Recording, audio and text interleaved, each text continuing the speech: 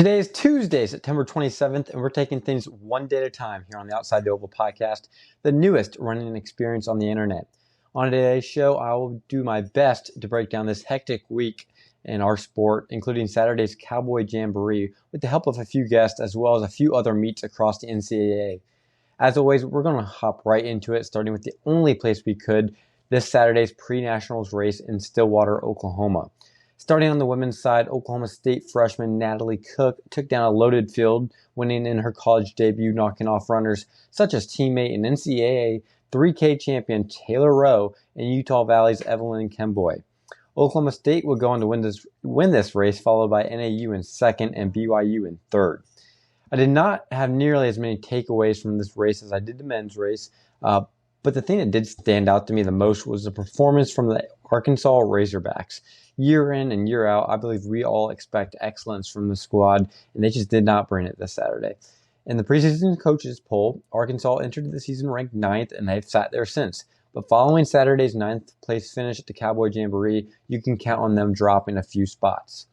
Isabel Van Camp ran very well, finishing 10th, just behind several high-end runners, but it was behind her where it all fell apart. Mia Cochran finished second for the team, placing 24th overall, and Sydney Thorvaldsen, who may or may not have mono, in which case she should not be racing in September, but that's beside the point. Thorvaldsen finished third on the team. Gracie Hyde and Taylor Ewert rounded out the top 5 for this team, which scored 225 points in a really, really disappointing performance from the Razorbacks. I do understand entering this season, many people knew that Arkansas would take a step back in Coach Harder's final season. But this much, I don't think anybody could have seen that one coming.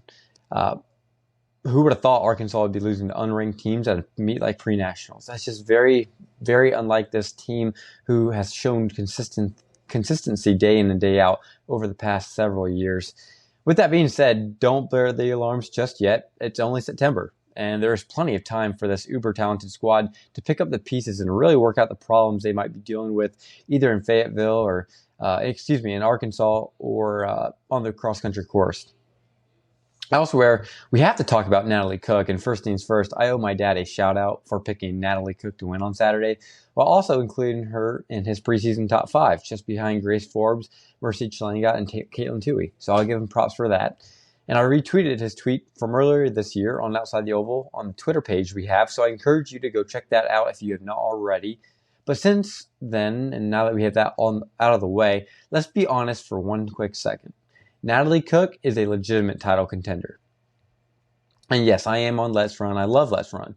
Not only is it a good way to discuss running with our peers, but at times it can also be incredibly humorous.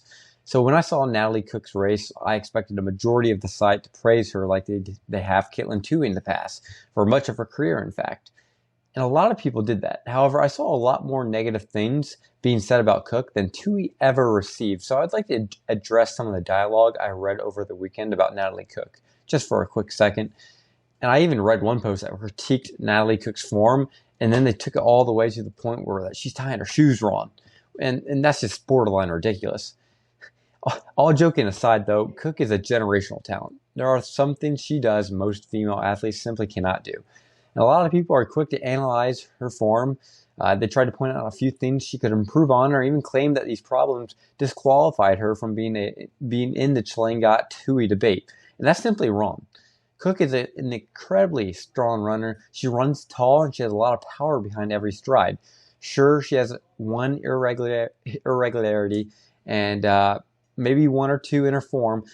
She does flail her legs out when she runs to the side, but I've seen a lot of runners who are very successful have that same problem. Heck, even I have that problem, and I'm not alluding to myself as Natalie Cook level at all. It's just not a strength issue, and it's just a minor mechanical issue that doesn't really need to be fixed. Everyone learns to run differently, and I think in this case, Natalie Cook's going to be just fine moving forward. And I will be the first to say this right now. This is not going to be a problem that Cook is going to have to deal with moving forward. And over the course of her career, she's only going to get better. Currently, she only runs workouts. Then she cross-trains in the pool or on the bike every other day of the week. So as she progresses through college, I would imagine she's going to slowly start to run a little bit more, kind of raise that ceiling. And in my opinion, she's going to become one of the greatest runners in NCAA history if she makes it all 4 years. And come November, Cook, just like her teammate Taylor, it's going to be a name to watch, and she could very well win a championship this season. Moving on from Natalie Cook in the women's field of the Cowboy Jamboree, let's take a look at the men's race real quick because there's so much to unpack here. We saw Alex Mayer. He took down the entire field, winning the individual title and giving the sweep to Oklahoma State this weekend. And he really won a spectacular race, taking down some of the sport's fastest runners. However, it was the team battle that stole the show on Saturday, with the 4th-ranked BYU men taking down all 3 teams ranked ahead of them in decisive fashion.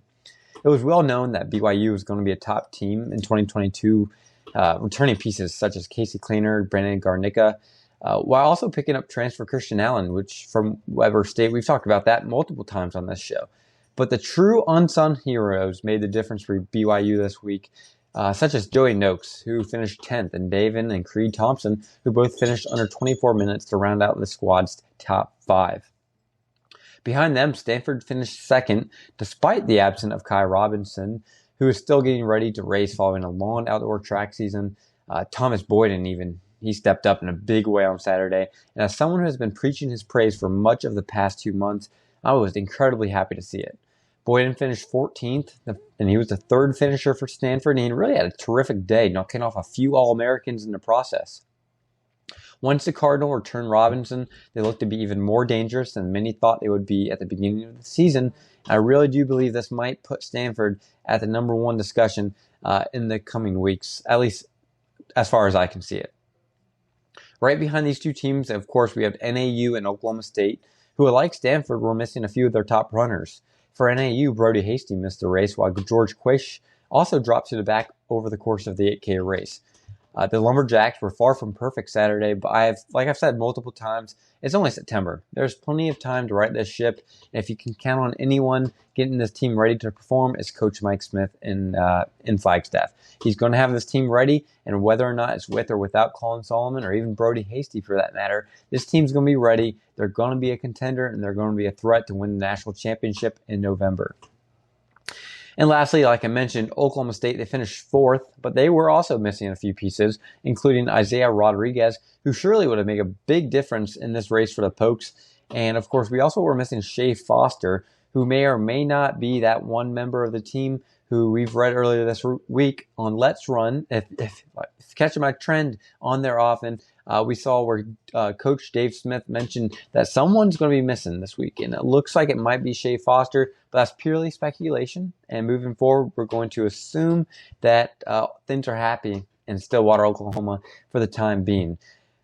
Victor Shitsama finished 3rd and was another big surprise on the men's side, and very big for this Oklahoma State team moving forward, because that gives them 3 potent low sticks to rely on this postseason. And considering the teams are going up against like Stanford, who have Cole Sprout, Kai Robinson, and Charles Hicks, they're going to need that. And I really think you put a squad of Rodriguez, Mayer, and Shitsama right next to him, as close as you can get. That's going to be an awesome top 3 battle. I'm looking forward to see what happens at the national championship meet. Now, I was fortunate to talk to Will Muirhead, who was Oklahoma State's 5th finisher on Saturday for a few minutes, and this is what he had to say. I'm here with Will Muirhead of Oklahoma State, who's coming off an impressive 55th place finish at the Cowboy Jamboree this past weekend. Will, thanks for taking the time to talk to me for a few minutes. Absolutely excited for it. Yeah, I'm glad to have you on the show today. And before we dive in, could you tell me a little bit about your race this weekend? Yeah, I was happy with it. Obviously, it's a pretty hard course, so you never know exactly how it's going to go. But we've been running on it a lot this season, getting a lot of time on it. And yeah, I mean, I was happy with it. Quite a bit faster than last year, so it was good overall. Team did well.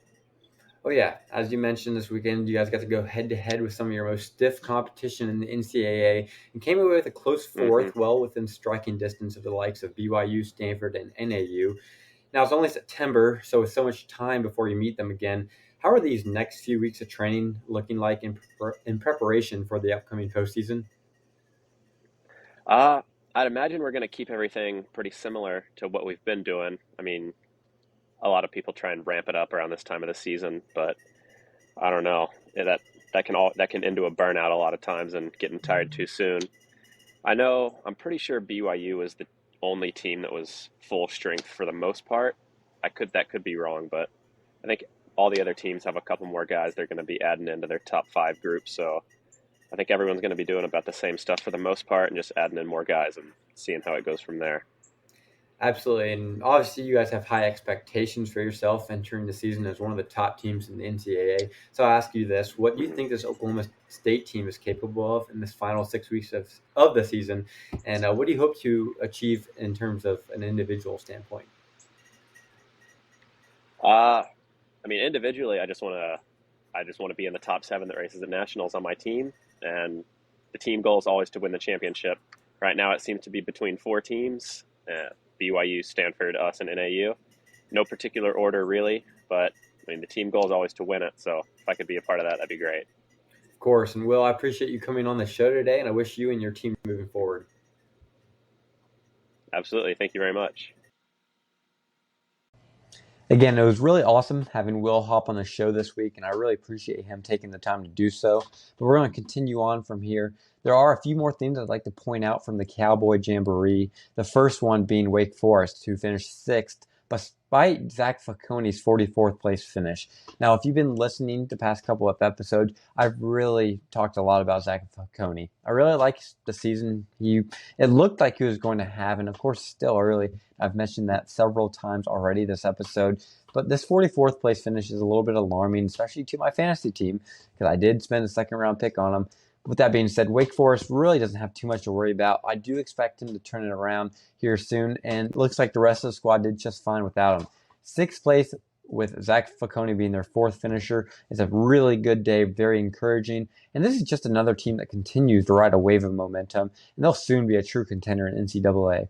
Whatever they've got going on in Wake Forest right now is working, and I expect them to be ranked inside many people's top 10 entering the postseason, just like I had them inside my preseason top 10 as well. And they've clearly cemented themselves as a clear top 10 team with that type of showing this Saturday. Elsewhere, I thought 3 teams disappointed mostly on Saturday. Those 3 being Harvard, Washington, and Ole Miss. And most notably, I was expecting big things from Washington this season. I really believed in this team and went as far as to apologizing 2 weeks ago for not ranking them inside my top 10 of my preseason rankings. I felt like I disrespected them so much. It was necessary that I did apologize to them on the show, and they kind of proved why they deserve to be left outside of it this weekend, finishing a disappointing 14th. And I'm going to be honest, despite not having Brian Fay and Leo DeBosch, this team doesn't appear to be a team that deserves a top 10 ranking or be the team that we believe them to be. Luke Hauser, however, he did have a good day, but that's about where the praise stopped for this Huskies team. Joe Wascom, he barely dipped under 25 minutes. Nathan Green, Ed Trippus, they failed to do so. So despite the disappointing showing, there's still a lot to like about this Washington squad. And given 4 to 5 weeks until the Pac-12 championship, this team should be ready to roll come conference week. But there's still a lot of work to do before this Huskies team can be considered a threat to Stanford in the Pac-12 and possibly pull off a podium finish in November at Stillwater. Before we move on in today's show, I wanted to make sure we feature Kentucky's men's team real quickly. Kentucky entered the week ranked 8th in the Southeast regional rankings, 5 spots below Furman, yet the Wildcats were able to close that gap significantly over the past 2 weeks, coming off a second-place finish just 20 points away from Alabama at the UNA Showcase, and they finished just 1 position behind Furman on Saturday. I was able to talk to Harper Moore, a member of the Kentucky men's team, for a few minutes this weekend, and this is what he had to say. I am now here with Harper Moore of Kentucky, who's coming off 2 big races over the past 2 weekends. The first coming at the UNA Showcase in Huntsville, Alabama, where Harper ran a 24:09, but even more importantly, this weekend ran at Stillwater, Oklahoma for the pre-nationals Cowboy Jamboree. Harper, thanks for taking the time to talk to me today. Thanks for having me. Appreciate it, man. Absolutely. I'm glad to have you on the show. Have another Ohioan on the show is always nice. Yep. And I'm really excited to hear about your first 2 races this season. Could you break those 2 down for me? Yeah, so first up was Huntsville. We went in knowing that we had a good chance to do pretty well. and a super fast course. It was my first time going there, but it was an awesome course. I really liked it, but we came in pretty strong. Our plan has been me and about four other guys. We just pack up, run together, and that's the group we've been working out with. And so we just wanted to execute the race in the same way. And it went pretty well. Came through 5K at about 15:15, and then I started to fall off a little bit, but I found one of my teammates and was able to latch onto him and just kind of gunned it for the last 2K and came out with a pretty good place and time. We were just off of like 20 points off of Alabama, which I thought was really good considering where they're ranked. So that was a good start for us. I was happy with that. And then going into Stillwater, it's kind of like night and day, honestly. Like if I felt perfect at Huntsville, Stillwater was just not that, honestly. Like we were traveling on Thursday, I was going in like insane like headache, like my stomach was messed up on the plane. I was like, oh dude, I don't know if I'm gonna be able to race this, but I got through it, got a little better, took some like sinus decongestion stuff the next few days. Yeah, so we had a few like illness issues with our team, but given that, I mean, we came in with the same plan. Obviously, it's a lot different because way harder course and insane competition. I mean, 16, 17, something like that, ranked teams. It's pretty big for us, pretty new for us. We don't always race against that kind of competition, but we came out finishing 18th, which I thought was solid. We didn't execute as well as we did in that first meet, I don't think. Sort of broke up that pack after about halfway through. And yeah, I mean, that wasn't my best performance. I wish I could have finished a little higher up and helped us out. But I think all things considered, it went pretty well. Not a bad race. For sure, yeah. The Cowboy Jamboree this past weekend seemed to really kick off the cross-country season, allowing a lot of teams such as your own the chance to preview the Nationals course with, like you said, a lot of ranked teams. So what was that experience like, simply being at the Nationals course, and what are some other things you took away from this past weekend? Well, the course is hard. It's probably the hardest course I've ran, at least in college, probably ever. I mean, when we were doing the course jog, we were running up those hills and we're like, oh, I guess this isn't as bad as I thought. Then you get out there, you start running the race. It's like, oh yeah, it's pretty bad. But it was super awesome to get the chance to go there. It's a beautiful course though, really nice, well kept. I mean, it's awesome. But again, like running against top caliber teams like that, it's not something you get to do every day. Like just super cool, honestly, to get like a glimpse of that national caliber talent, like what it feels like to race them, and you know what the expectation should be for us going forward and how we can build off of that performance if we want to go to the next level. Absolutely. And it looks like you guys are making 2 more trips this season before the postseason kicks in, heading to Louisville this weekend and Charlottesville in about 3. So with the postseason looming, what do you hope to get out of these next 5 weeks of training before racing becomes a little bit more important? Yeah. So we got GLC this weekend, like you said, but we're actually only running a few guys there. But a lot of us are going down on Friday to do a sort of a workout there just to get another feel for the course before we run there at regionals, sort of, you know, get accustomed to it when we go in there for a 10K. So it'll be nice to have a few weeks off from racing until we go to Panorama middle of October.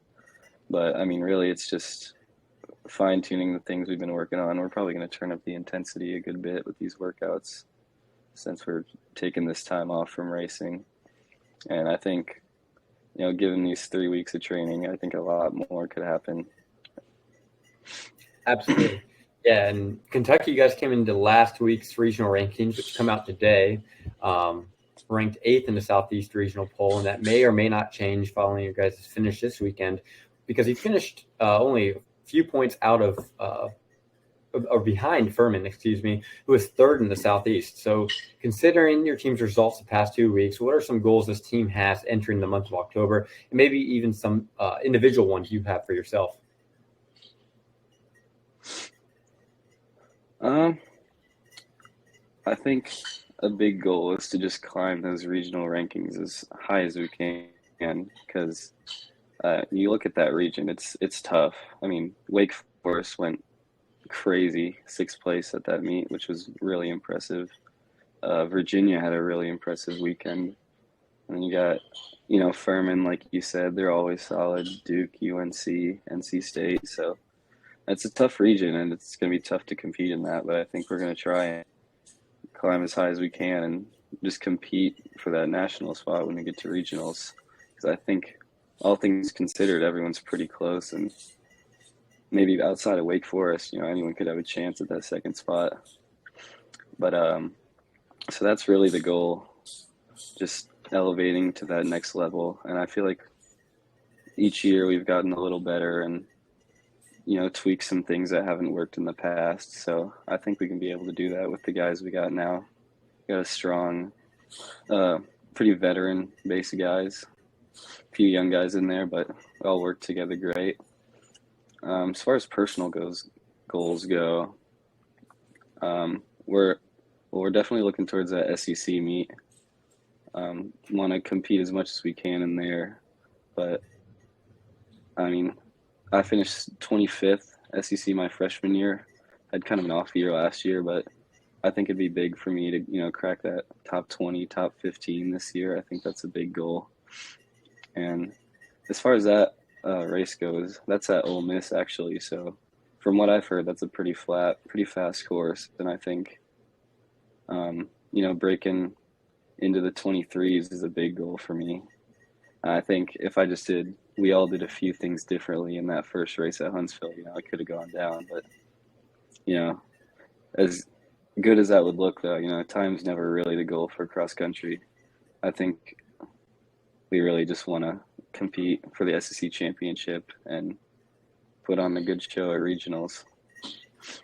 Absolutely. And Harper, it's been great having you on the show, and I wish you and your team the best moving forward. Thank you, man. Appreciate it. It was great talking to Harper this weekend. Really nice to catch up with him. Haven't talked to him since the days back in Ohio. But there is just so much to unpack from this weekend that one episode is not going to do it justice. But I'm going to do my best, as I always do. But we're going to move on from this year's Cowboy Jamboree and quickly highlight a few other results around the country from this past weekend. At the always competitive Roy Griak Invitational, the men of Wisconsin took home their 12th Roy Griak Championship behind a strong showing up and down the Badgers lineup. But it was Aiden Smith from Michigan State who would emerge victorious, and he would secure his first win of the new season. I really like what I saw from Wisconsin this week, from Bob Lykin to Jackson Sharp. I really saw consistency, and I think they ran as a squad. Didn't look at the splits, but I do like seeing that from a good team early on in the season, especially at a tough and difficult atmosphere like Roy Griak. I think this is going to pay dividends moving forward, and I'm looking forward to see where Wisconsin goes as the season progresses. On the women's side, Utah narrowly edged out California Baptist by 10 points and were led by Emily Venters, who had gone to win in her season debut. So that was another interesting thing I saw this weekend. Wanted to point that out real quickly.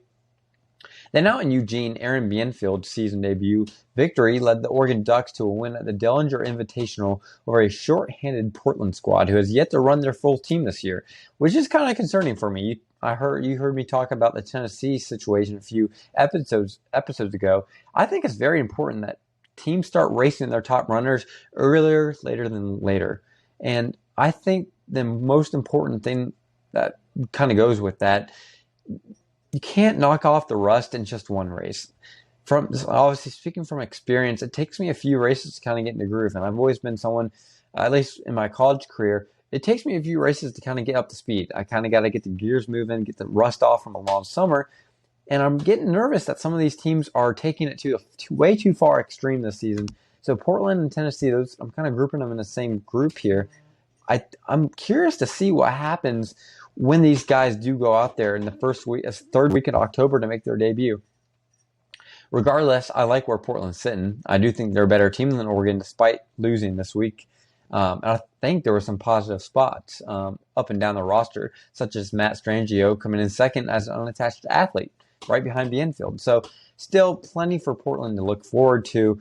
However, I really want to see Portland race. I want to see Zach Kirk out there. I want to see what the squad has going for them this season because there is so much hype going around them as a program, and I would like to be able to rank them accordingly.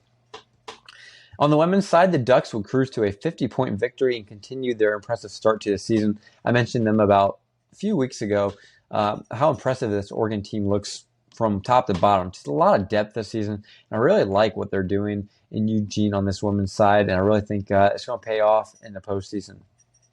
But that's going to leave me with one more topic to discuss in today's show. So we've briefly talked about the women's individual battle, Natalie Cook, Caitlin Toohey, Mercy Chalinga, and Taylor Rowe. We've also briefly talked about the state of the men's team battle, which I'm sure is far from over, and I'll discuss in depth in a later episode. But I believe now we need to address the men's individual battle because I honestly have no idea what is going to happen this November. And I made it no secret this offseason that I believe that Cole Sprout would emerge as the runner to beat this season. And he has plenty of time to do that. But he still finished fourth this weekend. And not only that, but Charles Hicks, the man I believe was probably the most popular pick amongst my friends, people I know, he didn't get the job done either. So instead, it was the gritty Alex Mayer picking up the win and throwing even more chaos into this ever-changing individual championship chase, which honestly brings me a whole lot of delight. I love it. So as we enter a new week, who do I believe is the new favorite? I honestly don't have the answer for you. I believe I would be doing Alex Mayer a major disservice by not ranking him number one next week when I release my newest batch of rankings, because so far he's really the only runner that has earned it. He's beaten some of the best in the nation, and he's really the only one who has raced at that level. This was kind of the first weekend we got to see the heavy hitters race, and you know what? He went out there and he beat Charles Hicks. He beat Cole Sprout. He beat Nico Young. He deserves that number one ranking, and he's probably going to earn it next week when I release him. But I can say with confidence right now, I could see 7 different runners win an individual title come November. Off the top of my head, that's obviously Alex Mayer, Cole Sprout, Charles Hicks, Nico Young, and then from there, I think I said Casey Kleiner. 2 more guys out there that I can consider having championship aspirations. Dylan Jacobs is one. I think Victor Shitsama deserves to be entered in that conversation as well after his 3rd place finish this weekend. And I'm going to be honest, I can't remember the last time this has happened. When was the last time we've had 7 different runners who could win? Last year you had Connor Mans, and you could make the argument for Wesley Kiptoo and Adrian Wildshoot, and that was it. In 2017, you knew of Justin Knight, Tyler Day, and Matt Baxter. I would say you knew Edward Cheserek was going to win the 2 years he did. I can't remember the last time this happened. That just makes me so excited for what's to come this season. I can't wait to get out to Stillwater this November. And we're really in the midst of what could be a truly historic season. And this is not just talking about the individual battle anymore. When was the last time a team battle has had this many legitimate threats? I mean, BYU knocked off the 3 teams we've been talking about for the past 2 to 3 months are clear-cut favorites. When was the last time we saw more than 2 or 3 men could win an individual's title? I just went over that. I mean, even on the girls' side, it's no longer just Chalangot versus Toohey. There are at least 4 legitimate threats to win a championship, and that just makes it so exciting for what the future of the sport holds. It's truly awesome to see the sport and how far it's come over the past several years. And this season has the makings to be one of the best in the history of our beautiful sport. I truly cannot wait to see how it unfolds over the course of the next 6 to 7 weeks. And I will end the show with that today. As always, thank you so much for listening, as I appreciate each and everybody's support. If you have not already, I please ask you to give my show a rating and a review on whatever platform you listen to it on. And with that, I will catch you guys next time on Outside the Oval.